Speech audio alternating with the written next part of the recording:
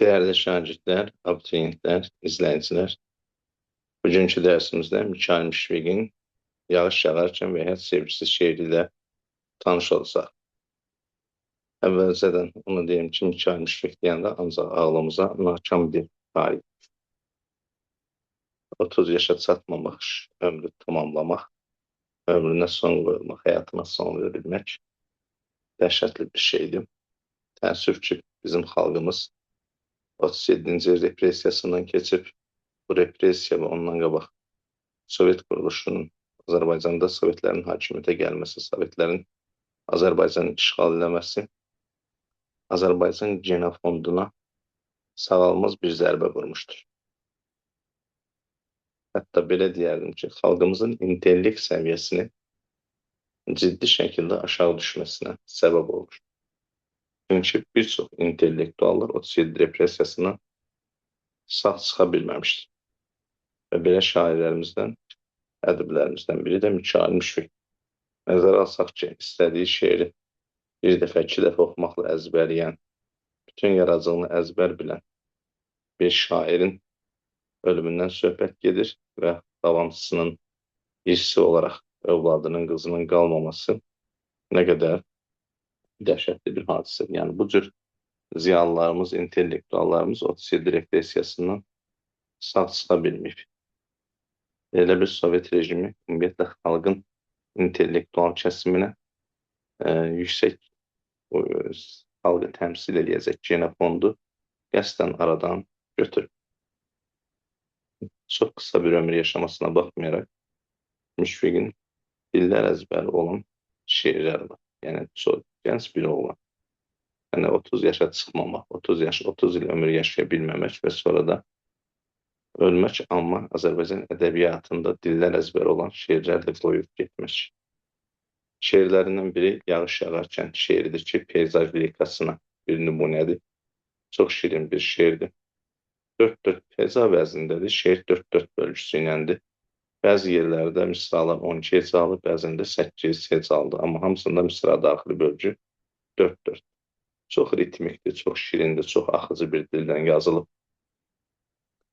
Üstəgəl şeiri gözəlləşdirən motivlərdən biri də qəribə bir sevgi haşiyəsinə çıxıb şair ötüb keçib, o da şeirə bir xüsusi gözəllik gətirir. Yağış yağır, rəqs eləyir gür damlalar, sıra-sıra, inci-inci nur damlalar. Göydə iki qara bulud toqquşaraq, ildırımlar şaqqıldayır şarap-şarap. Quşlar uçur yuvasına pırıl-pırıl, şırıldayır navalçalar şırıl-şırıl. Saxnaşmada göyüzündə ildırımlar, bir-birinə dəydi baxın qaldırımlar. Dönmələrdə durana bax, qaçana bax, qaldırımda o balaca oğlana bax.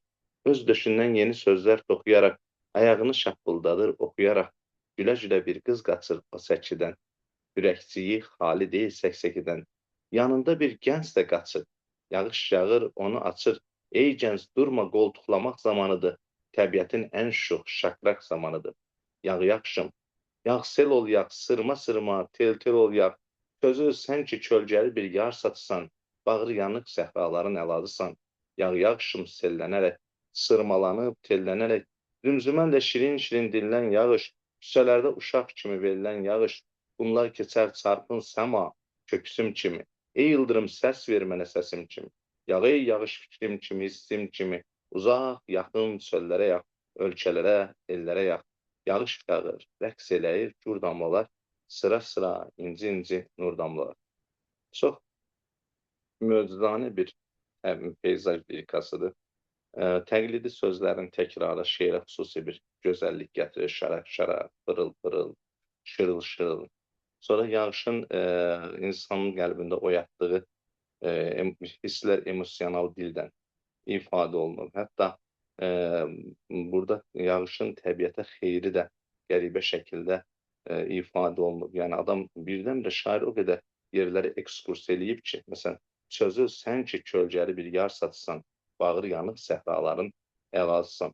Yəni, yağışın təbiətə faydası, bir uşağın yağışın yağmasından sevinməsi, yağışın insanları necə deyirlər, qaçmağa məcbur eləməsi, insanlar islanmayıb deyə bu tərəfə, o tərəfə insanların arasında bir tələskənlik yaratması, hər şey bir gözəl dillə öz ifadəsini tapıb və yağış nur damlalar kimi epitetdən, rəqs eləyir gur damlalar kimi metafordan istifadə edərək yağışın gözəl bir təsviri əks olunmuşdur.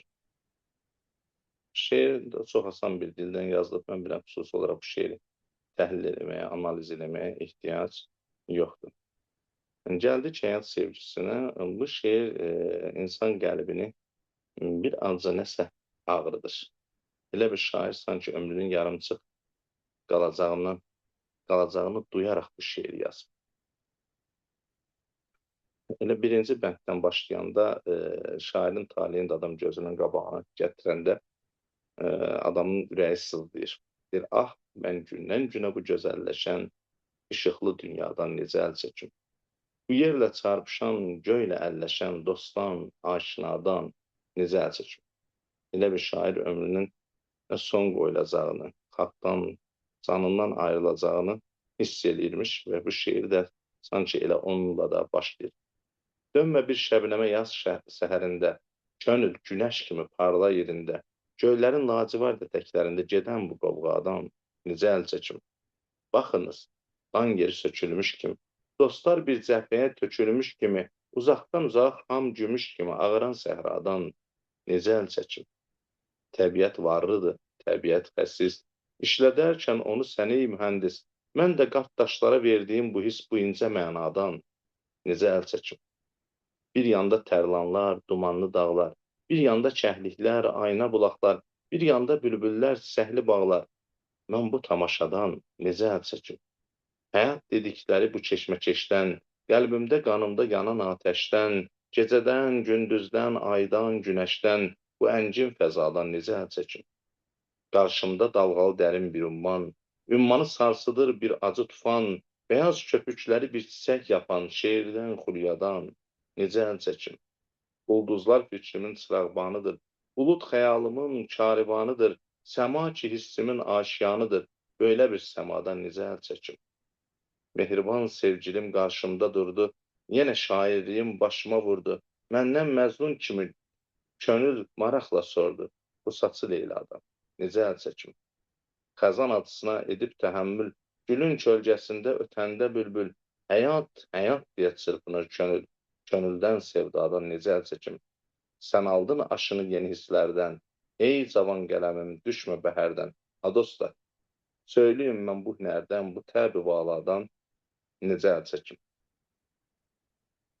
Şeirin o qədər hər bənddə sürətlə dəyişikliklər eləyir ki, yəni gözümüzün qabağına insan yaşayır. Elə bir həyatı, dünyanı gözünün qabağından keçirdir şair.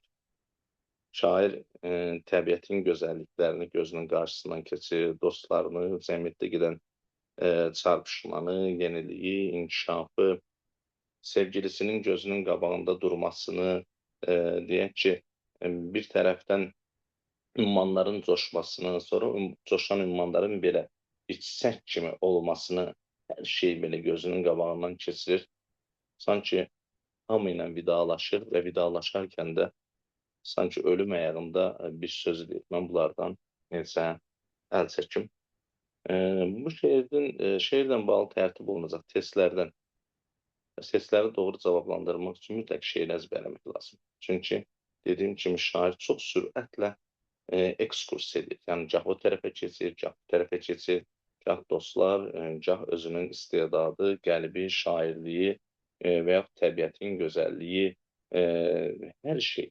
Yəni elə bir bütün həyatı, eyni zamanda gördükləri hər şey gözünün qabağına gətirir və hər dəfə gətirdiksə, 4-cü misrada necə əl çəkim deyə bir xitab edir. Buna 4-cü misraların hər birində bədii sual var. Şeir rədifli şeirdir. Necə əl çəkim? Rədifli. Şeir haqqında daha nə demək olar?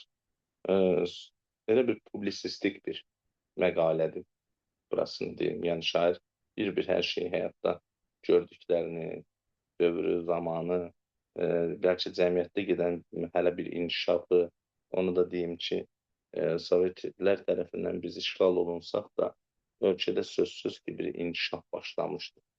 Biraz fərqli rejim qurulurdu və o da görünür. Cəmiyyətdə bir fərqli yüksəliş var idi. Yəni onu danmaq olmaz və o görünürdü. Sanki şair hamısının timsalında hər şeyi gözünün qabağına gətirərək həyatdan necə əl çəkməsini, bədii sual şəklində, yəni həyatdan əl çəkə bilmədiyini söyləyir və bir nakam şairin necə deyərlər, elə bir sanki ölüm anında necə ki Nəsimi Ağırmaz şeirini söyləyir. Bax, o cür elə bir vida şeiridir. 11 hecalı şeirdir. Qoşma janrındadır, düzdür, sonda şair adını işlətmir. Tamamilə qoşma janrının forma xüsusiyyətlərini özündə əks elətdirir. Diqqətinizə görə təşəkkür edirəm. Əgər sizə bir faydam toxundusa, mənə nə mutlu.